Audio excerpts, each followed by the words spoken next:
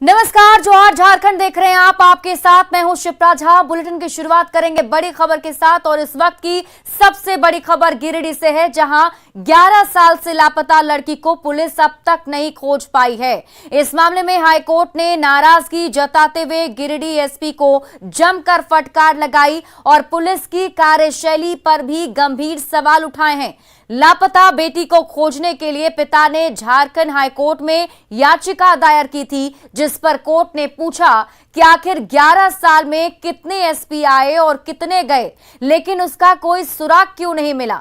वहीं बेटी की खोज के दौरान मां की भी हत्या हो गई। हाईकोर्ट ने लापता बच्ची की खोज के लिए 1 महीने का समय दिया है और कहा है कि लड़की जिंदा है या मृत, इसकी जानकारी कोर्ट को उपलब्ध कराई जाए। साथ ही यह भी कहा गया है कि अगर लड़की को नहीं खोज पाए तो 11 साल में जिले में जितने भी आईपीएस की पोस्टिंग हुई है और उनका अवार्ड और प्रमोशन उनसे वापस लिया जाएगा।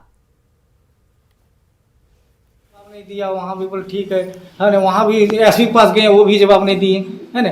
फिर कोर्ट में गए, कोर्ट भी जवाब नहीं, तो हाई कोर्ट पहुँचे। हाई कोर्ट में ही अभी तक निर्णय कुछ नहीं मिला, है ना। आपके भांजे के बारे में अभी तक कुछ पता अभी नहीं? तक कोई मने इसका मने हमारा जानकारी नहीं, कोई पता नहीं है। जो मार दिया कि कहाँ बेच दिया, इसके बारे में कोई हम लोग और इस कोर्ट से अपने करने चाहते हैं। बोले इसको मेरा भागनी का निर्णय मिल जाए, इसका जो लोग मार दिया है कि बेच दिया है उन लोग को मने सजाए होना चाहिए। जो भी होगा वो होना चाहिए इसका मामले में।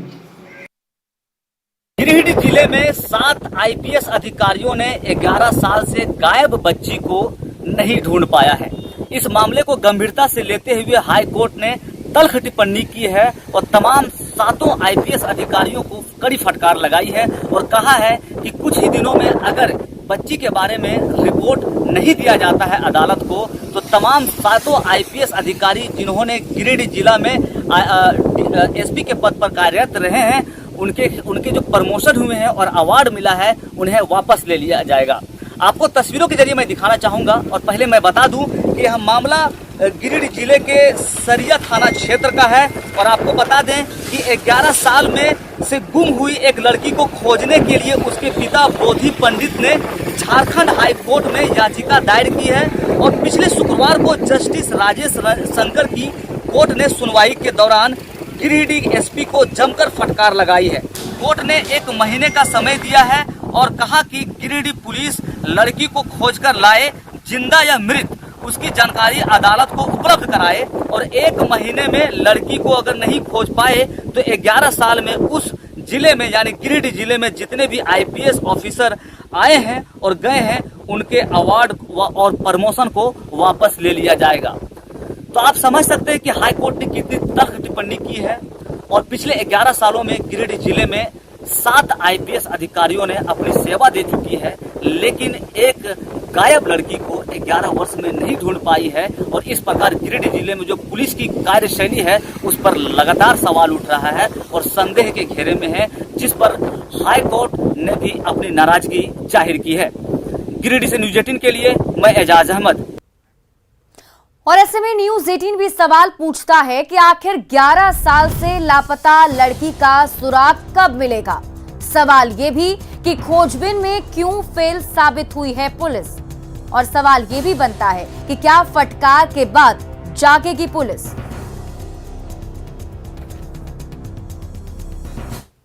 रांची के खादगढ़ा बस स्टैंड के शौचालय में हथियार की डिलीवरी होने का खुलासा हुआ है। दरअसल बस स्टैंड में हथियार की टेस्टिंग की जा रही थी और इसी दौरान हथियार से फायर हो गया, जिसके बाद शौचालय में मौजूद लोगों में अफरा तफरी मच गई।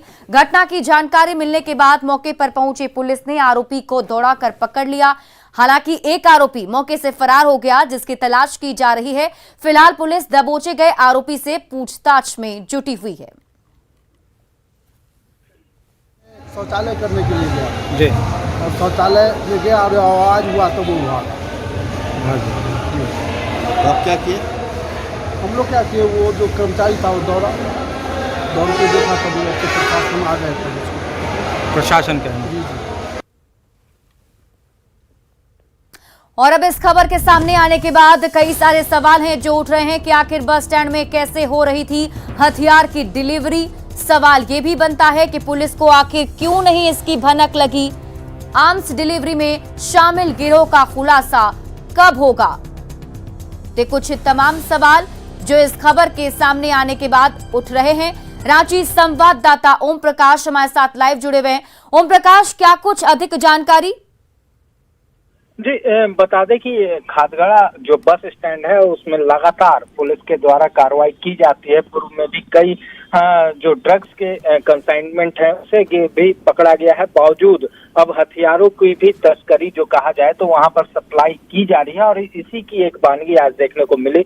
मामले में एक आरोपी भले ही पुलिस के गिरफ्त में हो, लेकिन आरोपी अब भी फरार है और पूरे मामले को लेकर जांच की जा रही है कि आखिर ये हथियार किसके लिए लाए गए थे या फिर यहाँ किसी बड़ी वारदात को अंजाम दिया जाना था, जिसकी घटना होने से पहले पुलिस के द्वारा हालांकि पकड़ तो जरूर लिया गया, लेकिन कहा जाए तो एक बड़ी विडंबना है और कहीं ना कहीं इस जो बस स्टैंड है इसकी सुरक्षा पर भी सवाल उठता है। तो देखना होगा कि आने वाले दिनों में इसे लेकर किस तरह के सुरक्षा के लिहाज से उपाय किए जाते हैं। वहीं पूरे मामले में फिलहाल आरोपी से पूछताछ की जा रही है और उम्मीद है कि जल्द ही कुछ जो जानकारियां हैं वो सामने आ पाएंगी। चलिए, बहुत बहुत शुक्रिया तमाम जानकारी के लिए ओम प्रकाश। बढ़ते आगे, बीजेपी विधायक दल के नेता बाबूलाल मरांडी ने एक बार फिर हेमंत सरकार पर निशाना साधा है। बोकारो में बाबूलाल मरांडी ने कहा कि हेमंत सरकार भ्रष्टाचार में डूबी हुई है, राज्य में विधि व्यवस्था की स्थिति भी बेपटरी हो गई है और सरकार सिर्फ लूट खसोट में जुटी है। लिहाजा ऐसी सरकार को खुद इस्तीफा दे देना चाहिए और सीएम हेमंत सोरेन इस्तीफा नहीं देते हैं तो वे राज्यपाल से कहेंगे कि वे हेमंत सरकार को बर्खास्त करें। जनता ने सरकार को हेमंत सोरेन को काम करने के लिए चुना था, लेकिन ये तो कमाने में लग गए। बालू चोरी करवा रहा है, पत्थर चोरी करवा रहा है, लोहा चोरी करवा रहा है, कोयला चोरी करवा रहा है, इसी में लग गए। हमने कहा कि जो सरकार इतनी करप्शन में डूबी हुई हो, काम नहीं करे, तो फिर उनको तो त्यागपत्र दे देना चाहिए और त्यागपत्र नहीं देंगे तो हम राष्ट्रपति से भी हम लोगों ने मांग किया, राज्यपाल से, कि भाई इसको बर्खास्त करिए। कब तक ये रहेंगे, कब तक लूटते रहेंगे राज्य को। और इसी बीच धनबाद से एक बड़ी खबर आपको बता दें, दामोदर नदी में नहाने के लिए पहुंचे 5 युवक डूब गए, जिसमें से 3 युवकों को बचा लिया गया, लेकिन 2 युवक रेलवे पुल के पिलर के पास गहरे पानी में फंस गए। सुदामडी रेलवे स्टेशन के पास सूर्य मंदिर दामोदर घाट के पास की घटना है। स्थानीय गोताखोरों ने काफी प्रयास के बाद एक युवक दिवाकर का शव देर रात बाहर निकाला, जबकि दूसरे लापता युवक गोलू का अब तक सुराग नहीं मिल सका है। घटना की सूचना पाकर लोधना से सभी युवकों के परिजन दामोदर नदी के पास पहुंचे। वहीं सुदामडी और पाथरडीह पुलिस देर रात तक लापता की खोजबीन में जुटी रही।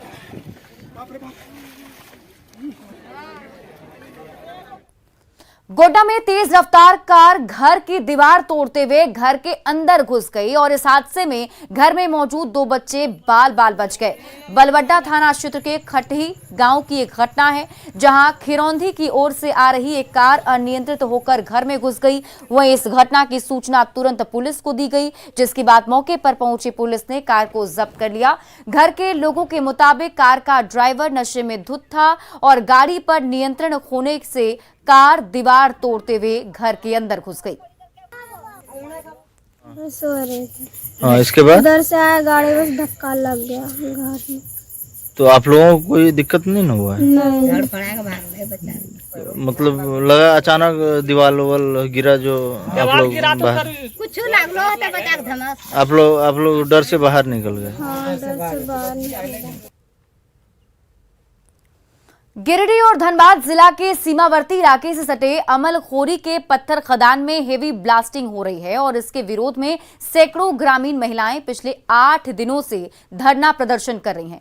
महिलाओं का कहना है कि हेवी ब्लास्टिंग की वजह से उनके घरों को नुकसान पहुंच रहा है। वहीं घरों में भी दरार पड़ती जा रही है, यहां तक कि मंदिर की दीवार भी क्षतिग्रस्त हो चुकी है। इसके साथ ही घरों में कराई गई बोरिंग भी धंस गई। लोगों का आरोप है कि पत्थर खदान के लीजधारी डी चंद मेहता, कैलाश यादव और प्रयाग महतो नियमों की अनदेखी कर हेवी ब्लास्टिंग कर रहे हैं, जबकि लाइट ब्लास्टिंग का ही निर्देश दिया गया है। लोगों ने हेवी ब्लास्टिंग पर रोक लगाए जाने की मांग की है।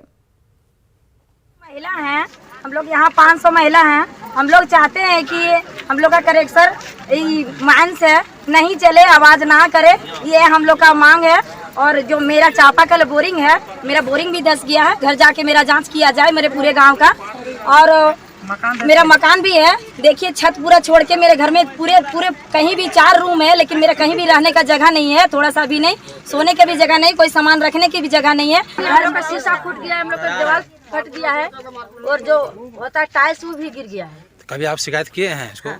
शिकायत तो कर रहे हैं, लेकिन हम लोग तो किसके पास करेंगे शिकायत? थाना में करना चाहिए ना, तो डुमरी थाना तो नहीं किया है, थाना में नहीं किया है। लोहरदगा में जहरीला मशरूम खाने से 2 परिवार के 7 लोग बीमार हो गए।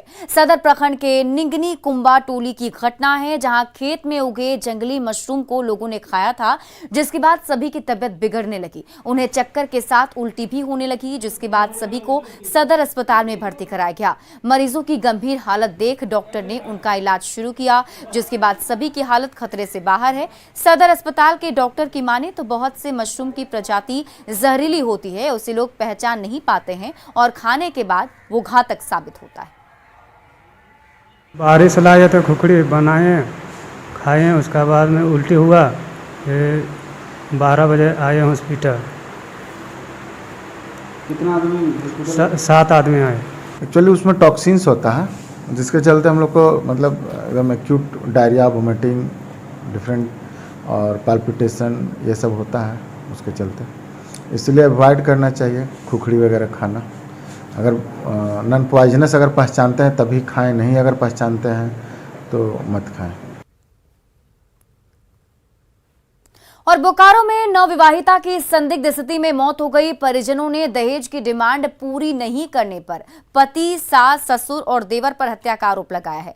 चंदन कियारी थाना क्षेत्र के सहरजोली गांव के टोला हड़ाई कुरवा की घटना है। धनबाद के महुदा इलाके के निवासी धर्मेंद्र रवानी ने इस बारे में पुलिस को लिखित शिकायत की, जिसमें दहेज के रूप में 1 लाख रुपए के साथ बाइक की डिमांड किए जाने का आरोप लगाया गया। इधर ससुराल पक्ष की ओर से खुदकुशी की बात कही जा रही है। फिलहाल आगे की कार्रवाई के लिए पुलिस पोस्टमार्टम रिपोर्ट का इंतजार कर रही है।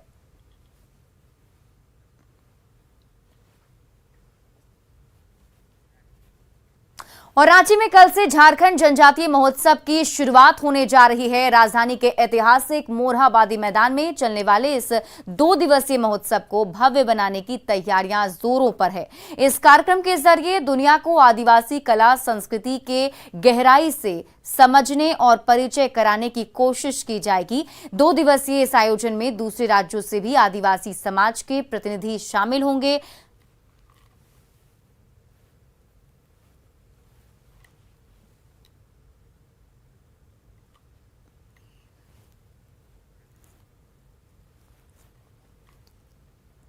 और आइए अब देखते हैं झारखंड 20